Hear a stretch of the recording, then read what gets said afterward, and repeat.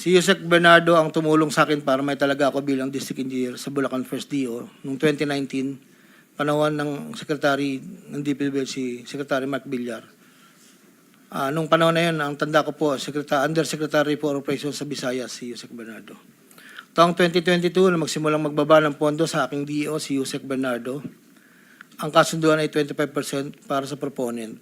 Ang proyekto ayon kay Yusek Bernardo, ang kabuuan ng mga proyektong naibaba ni Yusek Bernardo sa aking DO ay nagkakahalaga ng 350 million na sumusunod. Nandito po. Noong 2023, ang kabuuan ng mga proyekto na ibaba ni Yusek Bernardo sa aking DO ay halagang 710 million. Mula sa halagang ito, 450 million ang pumasok sa NEP, 260 naman po ang sa GAA. Ang para sa proponent, 25% po, at may advance ito na 5 to 15 na kalimitang hinihingi ni Yusek Bernardo kapag ganap na ang NEP, base sa pagdinig sa Kamera del Representante.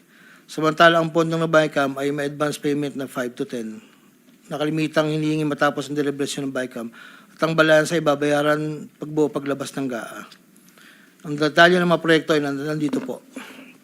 Noong taong 2024, may kabuuang pondo na 3.3 billion, 150 sa NEP, 300 million sa GAA, 2.85 sa UA. Nang naipababa ni Yusek Bernardo sa aking DO, muling nagpatuloy ang 25% na bayad sa proponent ng mga proyekto ito na binibigay ko Yusek Bernardo. Tulad ng 2023, ang usapan ay mayroon ding advance payment, depende na lamang kung ito NEP o GAA. Kaya limitang inutusan ko ang aking driver na dalhin ang proponent kay Yusek Bernardo, minsan po sa parking ng Diamond Hotel. Ang detalye ng NEP 2024 ay may andito po nakasulat po. Ayon kay Yusek Bernardo, ang GAA insertions ng 2024 na magkakalaga ng 300 para po 300 million na para kay, sabi niya po sa akin, para kay Senator Bong Revilla na noon ay kumandidato bilang senador para sa 2025. Sinabihan ako ni Yusek Bernardo, Henry, kay Sed Bong yan, baka gusto mo tumulong sa kanya. Dagdagan mo ang proponent ko na bahala. Sinabi ko kay Yusek Bernardo, sige po boss, kaya po imbis na 25 ay naging 30 ang naging proponent doon po sa tatlong project na nakalagay po dito. Ang project po ay construction of flood control structure along Angat River, Sipat Section Plaridel, construction of flood control structure along Angat River, Lumang Bayan, construction of flood control structure along Giginto River, Malis Section, Giginto. Ang total po ay 300 million po. Yun po ay ayon kay Yusek Bernardo. Never ko pong nakakausap si Senator Bong Revilla. Never po. Makikita sa listahan ng mga proyektong galing sa U8 2024 na hindi lamang flood control ang mga proyekto, subalit ang proponent ay naglalaro sa 25 hanggang 30%. Noong taong 2025 ay may kabuuang halaga na 2.55 billion ang naipababa ni Yusek Bernardo sa aking DO. Tulad ng mga nakaraang taon, ang proponent ay natiling 25% sa kabuuang halaga ng pondo na naibaba ni Yusek Bernardo sa aking DO. Ang detalye ng proyekto ay nandito po. Marami po ito.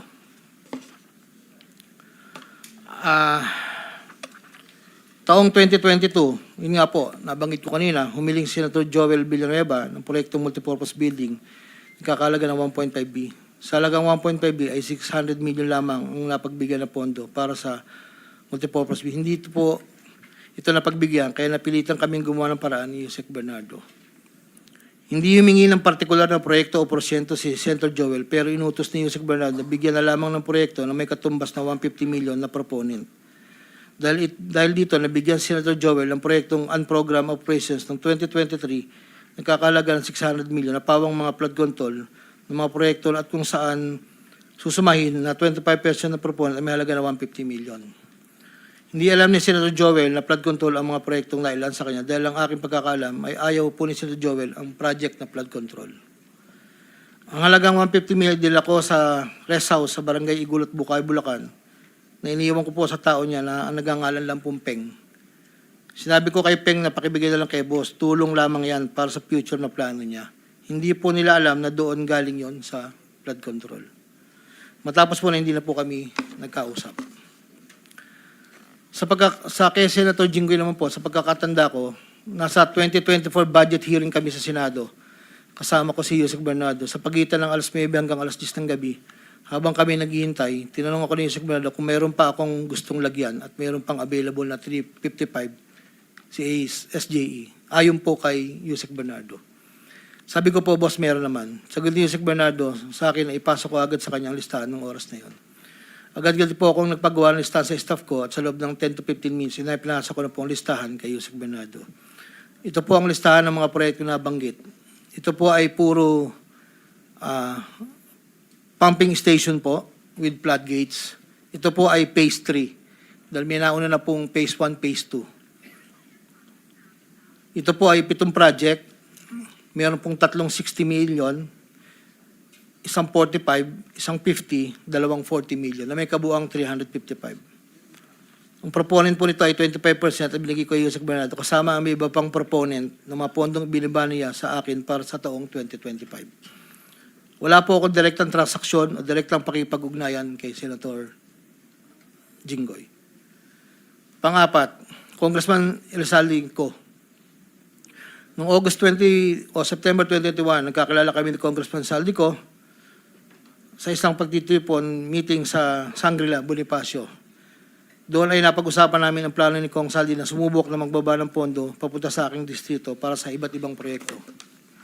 Pagkalipas ng higit kumulang na isang buwan mula sa aming unang pagkikita, ako ay nagpasa sa kanyang listahan ng mga proyekto na may kaugnayan sa flood control at ang mga proyekto ito ay lumabas sa General Appropriations Act of 2022 na nagkakahalaga ng, andito po, 1, 2, 3, 4, 5, 6, 6 na proyekto po ito. At ang pagkakatanda ko po ito ay 519 million, ang una po. Sa pagitan ng 4 na taon, mula 2022 hanggang 2025, naging tagapagtaguyod si Kong Saldi ng mga proyekto sa Bulacan First. May higit kumulang 426 na proyekto. Ang kabuang halaga ng proyekto na ito, ayon po sa nalakap kong record, ay hindi bababa sa 35 billion, 24 million pesos. Million or billion? Billion, Your Honor. Andito po yung summary. Pwede ko pong state, Your Honor. Go ahead. Sa taong 2022, yun po yung una, bycam lang po ito ayon sa record ko po. 519 million. Sa 2023, 5,790 sa NEP, 3,250 sa BICAM, at 3,890 sa UA. 2024, 5.8 billion sa NEP, sa BICAM 5.084, sa UA 3.306. Sa 2024, nagkakalaga po ng total na 14,190,000. Sa 2023, 12 billion. Sa 2022, 519. Noong pong 2025, ay 7,385 na lang po sa NEP. Wala na pong kasunod. Sa bawat proyekto na pinapasok ni Kong Saldi, meron akong binigay na obligasyon sa kanya para sa pondo base sa aming kasunduan. Noong 2022, ang kaniyang hinihingi na budget sa bawat proyekto ay 20% lamang po. Noong 2022. Kung makikita niyo po, Your Honor, isasabay ko na rin po ito, na yung larawan po nandun po sa, kasama po ako, na nakatayo, yung opisina. Yun po yung 20% po na 2022 inaayos po namin doon sa litrato po. Subalit nung taong 2023 hanggang 2025, ito tumaas ng porsyento ng 25% po. Ang pag-abot ng porsyento para kay Kong Saldi sa bawat proyekto ay kadalasang hindi isang baksakan. Ito rin ay nakadepende kung paano na ipasok o na-insert. Kapag ang proyekto ay napasok sa NEP, ang unang 10% ay agarang binibigay ko kay Kong Saldi. Habang ang balanse na 15% ay paglabas na po ng GAA within 1 to 2 months. Iniipon ko muna po yan bago po ipadala sa kanya. Kapag ang proyekto naman ay naipasok ng Kong Saldi sa BICAM, ang unang 10% ay binabayad sa kanya matapos lumabas ang GAA at ang balancing 15% ay binibigay makalipas ng 2 buwan mula nang maaprubahan ng GAA. Pero kapag proyekto ay naipasok gamit ang UA, ang 25% ay agarang iniipon ko pat ibinibigay kay Kong Saldi. Ang pambayad para kay Kong Saldi ay nanggaling sa mga advances mula sa kontratista pero hindi na alam ng mga kontratista kung para kanino advance na yon. Ang pera na nakalaan para kay Kong Saldi dinadala sa akin. Ako naman po ang nagdadala o naghahatid na hinihinging porsyento ng Kong Saldi sa iba't ibang tao niya. Hindi ko po siya na-meet during pagdadala. Ang tao niya po ay may alias lang Paul at Mark. Dahil sila po yung nag-message po sa akin through Viber, disappearing message po iyon, na doon ko po dadalhin.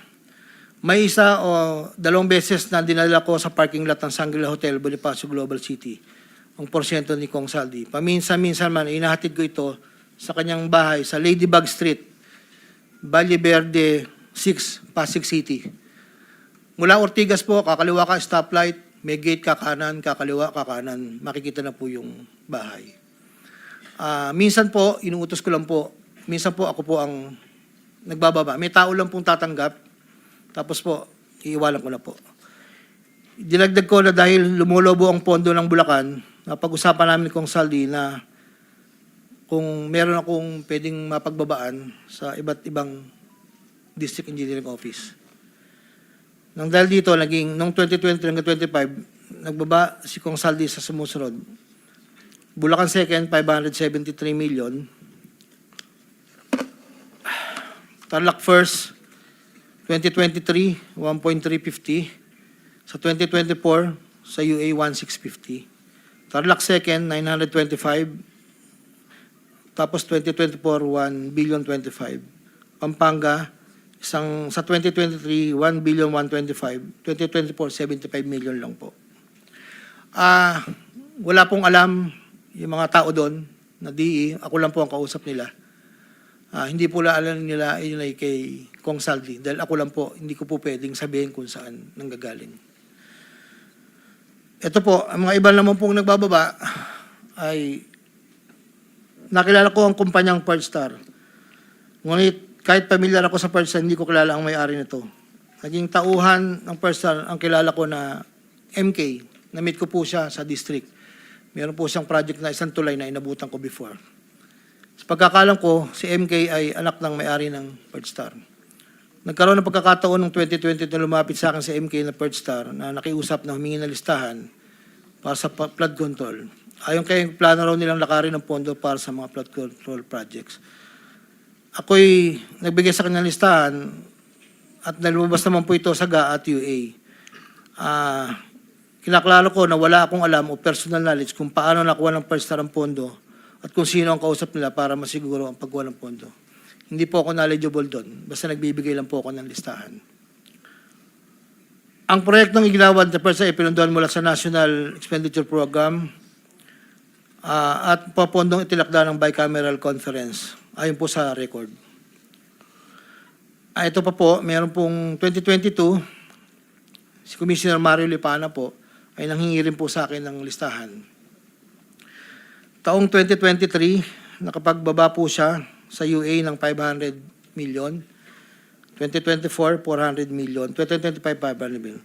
Wala akong personal knowledge kung paano nila nakuha ang pondo at kung sino kausap nila. Ang listahan ng mga proyektong naipasok ni Comlipana ay nakalakip sa sinumpang salaysay sa annex po. Nandito po lahat yung detalye. Nung nabanggit po nung nakaraang hearing, former Congressman Mitch Kaayon, noong taong 2021, nakilala ko si isang pagtitipon, hindi ko na po matandaan, alam ko po birthday, na noon ay Yusek pa po, ang pagkakatanda ko. Dito ay nakapag-usap kami at tinanong niya kung pwede siya magpababa ng pondo sa aking DO. At sinagad ko naman na, opo, pwede po. Noong taong 2022, nakapagbaba ng halagang 411 million sa GAA, si Yusek Mitch, na may usapan kami na may gastos na 10% lang po. Hindi niya po pinakailaman yon, sabi niya, bahala ka na. Kung sino man ang mananalod contractor niyan. Noong ikapat na pagdinig ng Senate Blue Ribbon Committee hearing, may 2 larawan na pinakita ang chairman ng Senate Blue Ribbon Committee, Senator Pampilo Lacson, kay Engineer Bryce Hernandez. Isang larawan sa isang lamesa na puno ng pera at doon ay makikita ang aking presensya na kung saan ay ako'y nakasuot ng blue na shirt at ito ay sa conference room ng lumang opisina namin. Para po sa kalaman, lahat po ng pera na yon ay para sa BICAM ni Kong Saldi. 519 million na may 20% proponent noong 2022. Ito po ay galing sa iba't ibang mga kontraktor na nakuha ng mga proyektong naipababa ni Congressman Saldi. Ang pangalawang larawan naman po ng pera na nakasalansan sa isang bilyaran ay para sa proponent ng 2023 na 5.79 billion na dadalhin namin kay Kong Saldi na sa aking pagkaalala ay nagkakalaga ng 579 bilang 10% advance payment. Aking nireserba ang aking pagpasa sa karagdagang sinumpang salaysay kung sakaling ito ay mabibigyan muli ng pagkakataon. Ginagawa ko ang sinumpang salaysay na ito upang pakita ang aking kusang loob na pakipagtulangan sa sinasagawang bisyon sa Senado, sa House of Representatives at iba pang ahensya ng pamahalaan kaugnay ng mga anomalyang proyekto ng DPWH at upang matuluyang palagutin ang lahat ng mga taong sangkot. Ilan po, Your Honor. Pwede bang pirmahan mo yung sinumpang salaysay para maibahagi sa mga miyembro ng committee ito nang sa gayon, mamaya kung meron silang gustong tanungin, at least pirmado mo yung sinumpang salaysay. Your Honor, dahil in good faith po ako, kahit wala po akong inaasahan pa kung ano ang mangyayari sa akin, I will sign this. Nagpapatunay na ako po ay willing po makipag-cooperate. I will sign this one po. Salamat po.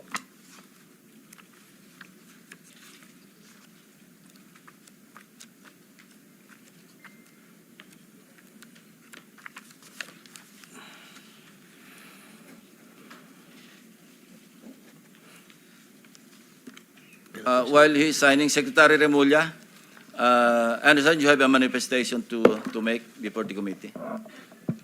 Yes, sir. Morning, Mr. Chairman. Morning, members of the committee.